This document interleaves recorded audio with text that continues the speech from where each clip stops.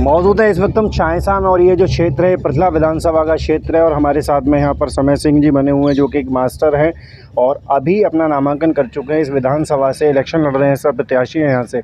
Sir क्या कहेंगे, क्षेत्र में आप जा रहे हैं, कैसा माहौल है, कैसा समीकरण बन रहा है इस बार का? देखो, मैं अभी इस क्षेत्र में लगातार सभी समाज से पूरे क्षेत्र में संपर्क कर रहा हूँ।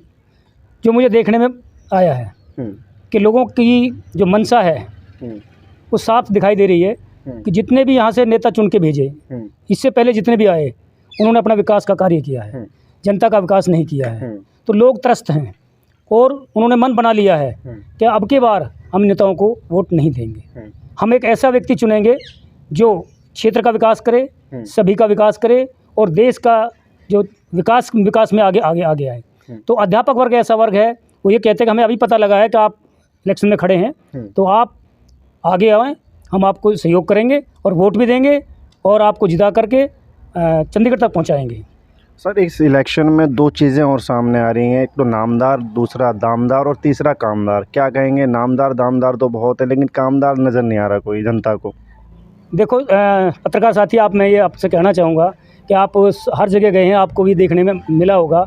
इससे पहले जो भी आए, अब एक ट्रेंड चल गया है कि लोगों को लुभावनी चीज़ें दे रहे हैं। उसमें मैं ज़्यादा ना कहते हुए, आपको पता है कि उनको बहकाया जा रहा है और लालच दी जा रही है। और लोग अभी एक दो दिन इन लालच में आकर के बहक जाते हैं और 5 साल फिर उनको गालियाँ देते हैं। तो वो जब इनमें कसूर जनता का भी है, जनता चाहे कि अच्छे व्यक्ति को चुने। और जो नामदार जो कहते हैं, जो पहले से बनते आ रहे हैं, तो वो अपनी धरोहर समझते हैं। तो लोग कह रहे हैं कि भाई इनका ठेका ले लिया क्या, हम क्यों इनको वोट दें जब इन्होंने कोई ऐसा कार्य किए नहीं। अगर कार्य करते तो आज ये नौबत नहीं होती जो लोगों के बीच में इस तरह हमको घूमना पड़ता। मैं एक नया प्रत्याशी हूँ, अभी अध्यापक वर्ग से मैं रिटायर हुआ हूँ। मैंने अपने क्षेत्र में काम किया है और लोगों को पता है कि अध्यापक कार्य करने में सक्षम है। तो उनका मन है, अब कि उन्होंने मन बना लिया है कि हम एक अच्छे व्यक्ति को, जो कि समाज में पहले भी काम किया है, अध्यापक राष्ट्र का निर्माता होता है, तो देश का विकास कर सकता है, तो एक अध्यापक होकर कर सकता है। उनकी छवि बहुत अच्छी होती है, लोगों का कहना है। और उन्होंने सभी समाज ने मुझे आश्वस्त किया है कि आप मैदान में रहें, आपको जिताएंगे, अच्छी वोटों से जिता के भेजेंगे।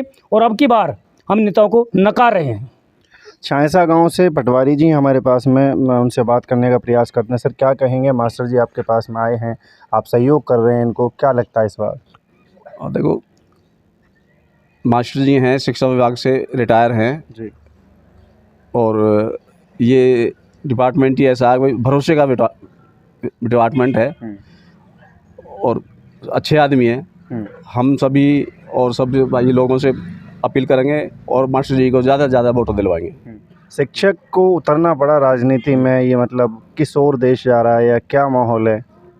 देखो, शिक्षा तो सबसे उत्तम चीज़ है और शिक्षा के क्षेत्र में हम तो आगे बच्चों के लिए, बच्चों को पढ़ाओ, शिक्षित रहेंगे तो आगे देश बढ़ेगा। और मास्टर जी ने जो कमान संभाली है, बहुत अच्छी सही संभाली है, सही दिशा में ले जा रहे हैं।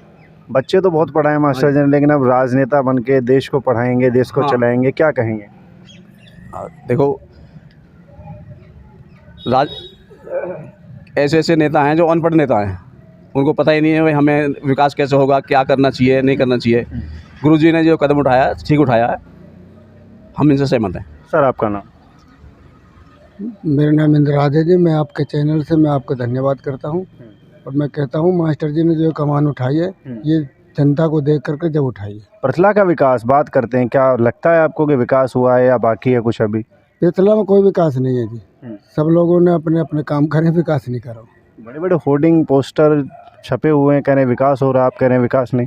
ये तो विकास अपने ही तो करें जी, जनता के लिए नहीं करें ना। रोडों की जाके देखो ना क्या हालत है, एक भी रोड ऐसा सही नहीं बनना जो कि जिस पर आदमी चल सके। आप भी जाते रहोगे, जगह जगह जा रहे हो, देख भी रहे हो, जाके देखो क्या। मास्टर जी के आने से लगता है कि विकास अब होगा। देखो, जब भी तो इन्होंने अपनी कदम, अपनी जो कमान उठाई है, इसीलिए तो उठाई है, तो विकास करने के लिए तो उठे ये। चाचा आपका नाम? शुभ नाम खचेड़ा। क्या कहेंगे, मास्टर जी आपके पास में खड़े हैं, आपके इंडिपेंडेंट प्रत्याशी हैं, इस बार का माहौल क्या लगता है, किस तरह से आप इनको समर्थन दे रहे हैं या इनके लिए प्रयास कर रहे हैं? हम तो ये चाह रहे हैं, हम तो इनको ही बनाएंगे। ये अच्छा काम करते हैं, बढ़िया चीज़ है आगे मिलते हैं, ये हर एक काम में आगे मिलते हैं। विश्वास है कि जीतने के बाद में काम, हाँ, जीतने के बाद में भी काम करेंगे ये। क्योंकि देखा ही जाता है कि प्रत्याशी जीतने के बाद में कहीं और शिफ्ट हो जाता है, फिर कोई मतलब ही नहीं जी, शिफ्ट नहीं हो सकते, ये जम के वो काम पकड़ के रखेंगे आप इनको। हाँ, जम के काम करेंगे ये। जम के काम करेंगे। आपका नाम?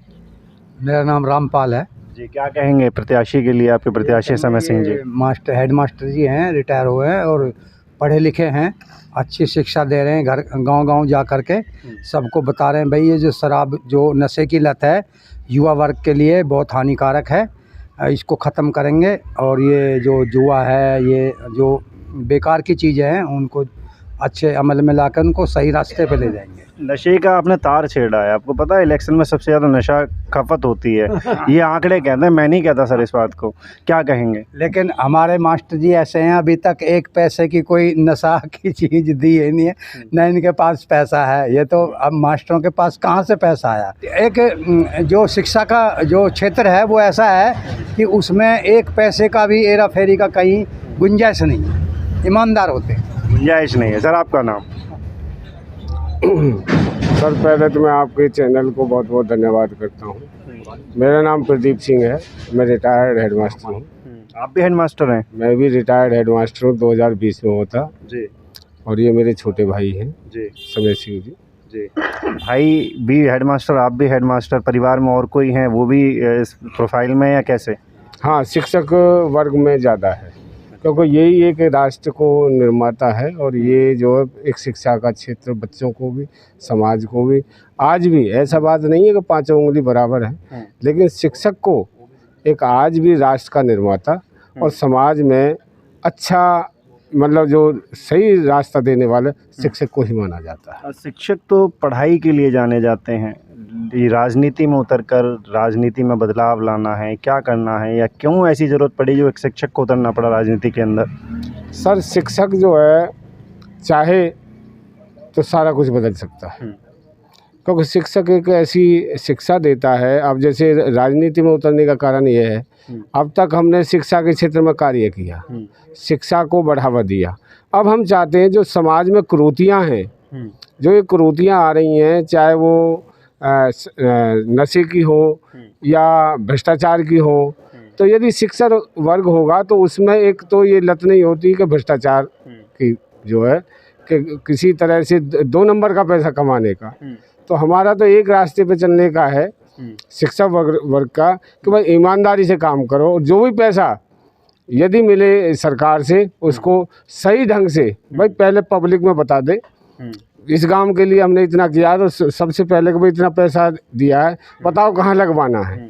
हमारा जो आज का जो राजनीति चल रही है उसमें ये पता ही नहीं होता कि क्या लग रहा है, क्या आया है, कहाँ खर्च हो रहा है, सारा का सारा अपने ऊपर ही खर्च कर रहे हैं। आज जो चाहे कोई सी भी पार्टी से है, हमने देखा है कि वो जो जब उनकी प्रॉपर्टी 50 लाख थी, आज 14 15 करोड़ हो रही है। क्या 50 लाख में खर्चा ही नहीं हुआ और कोई साधन नहीं, और वो ऐसे कैसे बढ़ रही है? एफिडेविट फिर भी 15 लाख के बोलते हैं उनके लिए, चाहे संपत्ति उनकी 15 से 20 करोड़ हो। सर ये तो वो अगर जो ऐसे बोल देंगे तो फिर कौन मानेगा? गाड़ी भी उन्हें, जब एक बात बताओ, इतने बड़े बड़े लीडर हैं, उनके नाम भी गाड़ी नहीं, ऐसे भी दिखा रहे हैं, एफिडेविट ऐसे दे रहे हैं कि हम पे गाड़ी ही नहीं है। और उनके जब चलते हैं तो क्या वो पैदल चलते हैं या कोई किराए की गाड़ी में चलते हैं? वो तो ऐसी गाड़ी में चलते हैं जो 60 लाख की आ रही है, और वो एक नहीं 10 गाड़ियाँ हैं। तो ये भ्रष्टाचार नहीं तो और क्या है? और एक दूसरी बात और बता दूं, जो इतना पैसा खर्च कर रहा है वो कमाएगा भी। भाई कोई भी चीज़ है, हम कहीं अपने बिजनेस के लिए 5 पैसे लगाते हैं तो हम ये चाहते हैं कि हमें 10 पैसा मुनाफा हो। आज जो खर्च हो रहे हैं वो किसका पैसा जाएगा? वो हमारा ही पैसा जाएगा, हम पैसे ही निकलेगा। फिर हम ये उम्मीद करते हैं कि हमारे क्षेत्र में काम नहीं किया। राजनीति का जो मामला है, आपने इसको बिजनेस की तरफ टर्न दिया है, क्या कहेंगे? बिजनेस ही बन गया है। जो अब जो शिक्षक उतर रहे हैं तो इस बिजनेस की को ही काटने के लिए उतर रहे हैं कि भाई बिजनेस ना बने, अपना ही पेट ना भरा जाए, जनता का कार्य होना चाहिए। जो भी है, सड़क है या कोई भी चीज़ है, अब सड़कों में देखो, आप मटेरियल देखो, 6 महीने नहीं होते इतने टूट जाती है। क्यों टूट जाती है? कुछ मटेरियल नहीं लगता, क्योंकि नीचे से ऊपर तक सारा बंदर बांट है। कोई भी काम ऐसा नहीं होता जो सीधे रूप में हो। तो एक शिक्षक ऐसा है कि जो उस पैसे को सही दिशा में लगाएगा। तो सर मुद्दे क्या रहेंगे? चुनाव आप लड़ रहे हैं, इलेक्शन आप लड़ रहे हैं, प्रत्याशी हैं आप क्षेत्र के, क्या कहेंगे? मेरा सबसे पहला मुद्दा मैंने पहले भी आपको बताया कि शिक्षा के क्षेत्र में है। पहले लोग शिक्षित होंगे, ये युवा पीढ़ी है, ये शिक्षित होगी, अपने अधिकारों को जानेगी, अपने विकास के बारे में सोचेगी और देश के बारे में सोचेगी। सबसे पहला मैंने शिक्षा पे कार्य किया और 32 साल मैंने शिक्षा में योगदान दिया है। उसमें मैंने जहाँ भी मैंने कार्य किया है वहाँ आज भी लोग याद करते हैं, ये कहते हैं कि अध्यापक आए तो समय सिंह जी आए हैं। और मैंने किसी बच्चे को घर पे नहीं छोड़ा जो पढ़ाई से वंचित रहा हो। अब मैंने वो उसके बाद में संगठन में काम किया। संगठन में मेरा कार्य था लोगों को संगठित करना और मैंने वो कार्य बखूबी निभाया। अब मैं संघर्ष की तरफ चल रहा हूँ और संघर्ष भी अब करने के लिए मैं तत्पर हूँ। हरियाणा का युवा जो है वो नशे की लत की तरफ जा रहा है, नशे पर आकर्षित हो रहा है। इसके रोकथाम के लिए क्या कुछ सोचा आपने? कुछ नीति रणनीति किस प्रकार से रहेंगी? अगर मुझे मौका मिला, जनता ने मुझे आशीर्वाद दिया, तो सबसे पहले मैं जो ये नशे की है इस पर लगाम लगाऊंगा कि जो युवा पीढ़ी हैं जो जिनकी उम्र 25 साल से कम है उनको मैं एक बाउंडेशन कराऊंगा। अगर जो मुझे मौका मिला कि वो उनको किसी प्रकार की ये नशे वाली चीज़ ना दी जाए, दुकानों पे जो बेची जाती हैं, ठेकों पे जो बच्चे जा कर के ले आते हैं, ये बिल्कुल बंद कराऊंगा। और जो इसका भी कोई ना कोई हम एक सोल्यूशन ढूंढेंगे। अगर इसके लिए सरकार कहती है कि राजस्व हमारा बहुत इससे आता है, इसमें दो राय नहीं, तो हम उसको और कहीं उसमें लगा सकते हैं। इन वही जरूर थोड़ा हम इसको नशे की तरफ बच्चों को भेजें और इस पर रोकथाम लगाएं। इसके साथ साथ हम ये चाहें कि उनके लिए हम पहले कहा करते थे हरियाणा दूध दही का खाना, तो अब वो कहावत बिल्कुल उल्टी हो गई है।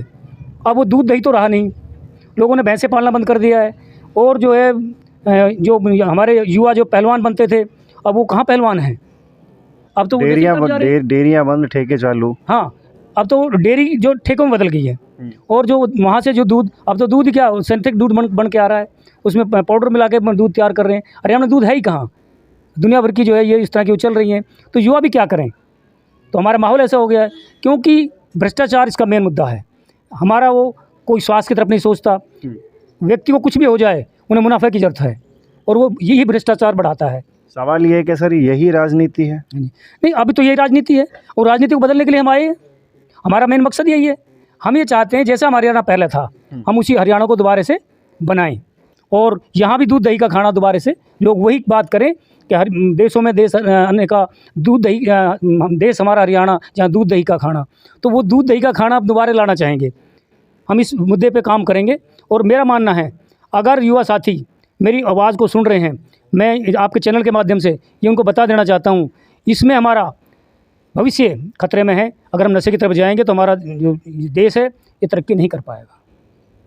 तो मास्टर समय सिंह जी हमारे साथ में बने हुए थे। साफ तौर से इन्होंने कहा कि राज्यों में राज्य हरियाणा और दूध दही का खाना, नशे की लत को किसी भी तरीके से छुड़ाना, ये इनका स्लोगन दिया गया है मास्टर समय सिंह जी का। अब देखना ही होगा कि किस तरह से जनता का इनको मत मिलता है, बहुमत मिलता है और किस तरीके से ये यहाँ से पृथला सीट पर विजय घोषित होते हैं। कैमरा पर्सन पवन पांडे के साथ मैं गिरीश कुमार, 10 न्यूज़ नेटवर्क, फरीदाबाद।